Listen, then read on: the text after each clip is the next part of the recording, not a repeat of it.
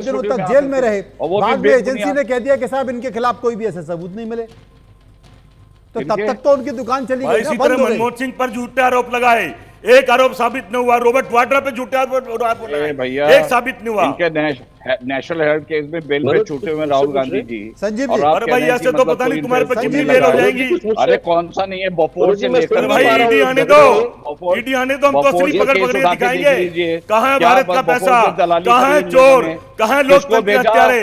थोड़ा समय का इंतजार करना पड़ेगा, समय बदलता है। ईडी आने दो मतलब क्या? ईडी सरकार बदलने दो भाई, ईडी यही ईडी काम करके बताएगी, इसी भारत को बताएगी कि भारत का पैसा किसने चुराया और कहाँ ले गए। हम लाएंगे पकड़ पकड़ के। गलत काम करना अपने हिसाब से चलाएंगे भाई, नहीं कानून के हिसाब से चलाएंगे। पैसा कहाँ है भारत का? अडानी रातों रात इतना बड़ा आदमी कैसे बनेगा? नंबर एक आदमी संजीव भारत का किसान का मजदूर का।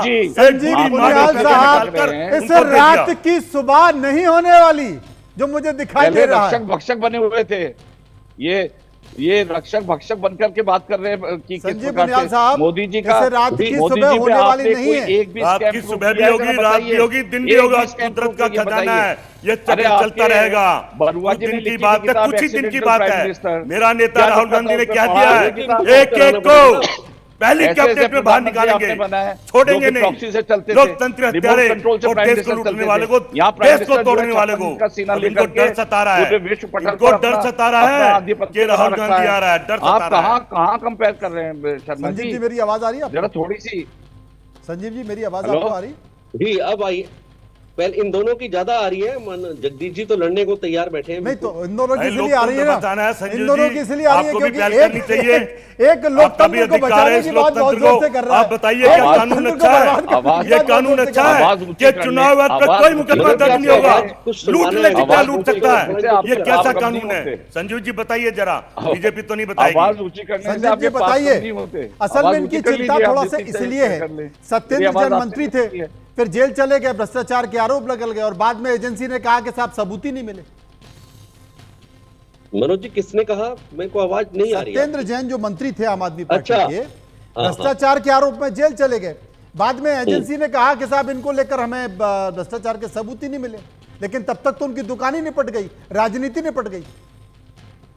नहीं, ऐसा है, सत्येंद्र जैन के ऊपर मेरे ख्याल से 3 मामले थे, उनमें से 2 मामलों में ऐसा कहा गया, तो एक मामला जो है ना अभी भी मुझे लगता है विचाराधीन है। तो 2 मामलों में कहा गया, लेकिन 2 मामलों में उनको पहले निपटा तो दिया ही ना भाई। मनमोहन सिंह जैसे प्रधानमंत्री जो भारत के ईमानदार प्रधानमंत्री थे, एक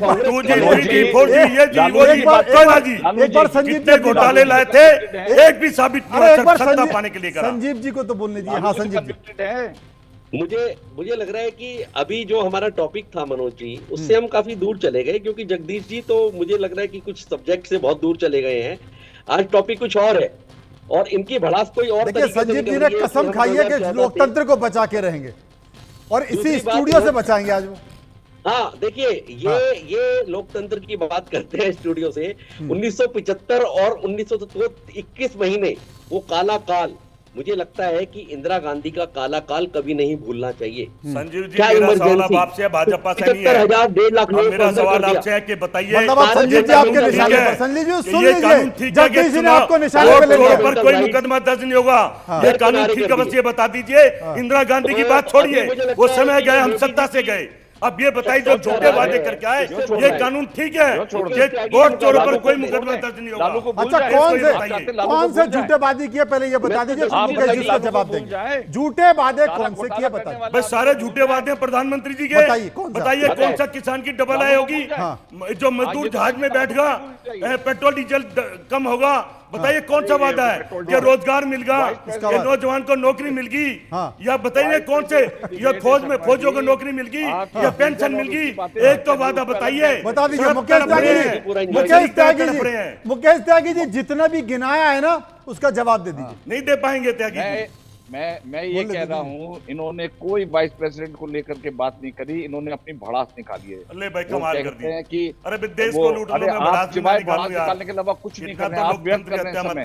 आप मुझे बताइए, ये चाह रहे हैं कि इंदिरा गांधी को भूल जाओ, जिसने इमरजेंसी लगाई, ये चाह रहे हैं ये एक चाह भी रहे हैं कि वादा जो लालू मैंने बताया प्रसाद बता यादव को दिए, भूल जाओ पेट्रोल कि डीजल जो पूरा जो कि करा नहीं करा, कहते आधा कर देंगे और 3 गुना बढ़ा दिया। कन्विक्टेड हो चुके हैं, उनके साथ गलभैया कर रहे हैं, तेजस्वी मुकेश के साथ भाई, राहुल गांधी आपका भी अधिकार गलभैया कर बनता रहे है, हैं, आप जिनके नौजवान ऊपर लैंड साथी पर है मेरे, जॉब का मुकदमा इस चल देश रहा को है, बचाने का। कन्विक्शन भी होने की झूठ का संभावना भांडा बहुत ज्यादा अत्यधिक नहीं दिखाई दे चलेगा। रही है।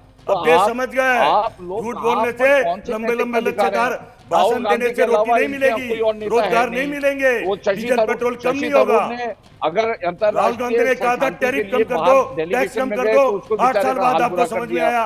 अरे तो आप लोग अपना बनाया नोट ना तो कोई चला नहीं सके, 2000 का नोट बनाया था, कुछ दिन में गिरा दिया। आपके पास ना कोई 500 का भी गिरा दोगे। आपके अंदर जो भी लोग हैं वो आपको छोड़ना चाहते हैं ना, कोई राहुल गांधी को दिल से कोई पसंद करता नहीं है। भाई राहुल गांधी जिसको आप लाइबिलिटी बन चुके हैं आपकी बोलते थे पार्टी ना, पर, और आप अब हमें देश भाषण उसके दे साथ रहे खड़ा हैं। है। अरे मोदी से इस बात को समझ लीजिए, लोग शर्माते हैं, पप्पू कहने में डरते हैं। कौन सा आपका वो ऐसा सच्चा और नेता है ईमानदार जिसकी नेता आप है प्रशंसा और कर जनता सकते हैं? के जरा बीच में बताइए जनता एक के लिए मिनट खड़ा है। वो हवाई मोदी जी दौरे नहीं कर रहा है, कभी ट्रंप का बोलने दोस्त, से- कभी चाइना का बोलने दोस्त, कभी रशिया का बोलने से दोस्त, सच्चाई नहीं खत्म सारी होती। दोस्ती गवादी खत्म कर बोलने दी। से सच्चाई नहीं खत्म दोस्ती होती। कर करके ये सब- आपने टैरिफ ये- ले लिया। आप- ट्रंप आप- आपके आप जो है हमारे जवानों को कल्पनाओं में जी रहे हैं। हथकड़ी बांध बांध कर देश में भेजता रहा, आपसे चू नहीं निकला। नहीं, लेकिन